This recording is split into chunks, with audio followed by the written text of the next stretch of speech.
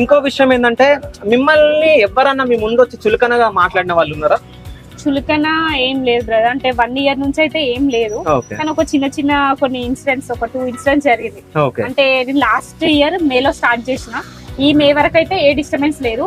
ఎప్పుడైతే ఇది 6 ఛానల్ తీర్మానం వార్తలలో కొంచెం వచ్చిందో, అంటే అంటే కావాలని చేస్తారో లేదో తెలీదు, అంటే 2 times వచ్చి నన్ను కొంచెం బెదిరించినట్టు చేసి, వాళ్ళు ఎవరో తెలీదు. అంటే నేను అప్పుడు మొబైల్ కూడా ఇక్కడ మొత్తం సర్వ్ చేస్తా ఉంటా కదా, అట్లా మొబైల్ కూడా నేనేం తెచ్చుకోలేదు అన్నట్టు.